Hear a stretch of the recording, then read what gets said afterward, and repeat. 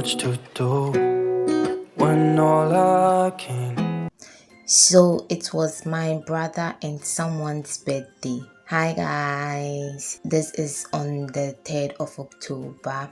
I wanted to make something for my brother, and there's someone that I don't want to mention the name. So I started off by taking all the ingredients that I'll use to cook for them. Then I make this cake for them. Anyways, whose brother will ever say that they want jollof and one will tell you that they want awamo with egg?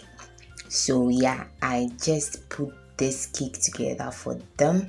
One doesn't like pastries, one likes pastries, so I just saw this recipe on TikTok. I'll try my best and link it down below. Yeah, this is how it came out. After that, I proceeded to make the awamo for that person who doesn't want anything but awamo. So as awamo goes, you know how it's done, and he wanted with a very hot pepper, so I just went ahead to do the pepper for him.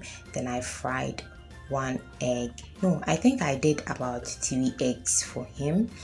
Yes, so this is the food all done. Then I went ahead to cook my brother's food. He wanted a jollof, so I just added some red fish for him. So this is the red fish all done. I really seasoned it with cinnamon and other local seasonings. After that, I fried it. Who remember doing this as kids? The feeling this gives you. I just put my fish inside. After the fish was done, I took it out. Then I sauteed my pan, added my chopped onions. When I added the pepper, I saw that I haven't blended anything, so I switched it off and went back to blend my stuff before I added it onto it. Then I poured tomato puree into it nicely, added my seasonings when it was cooked a little bit.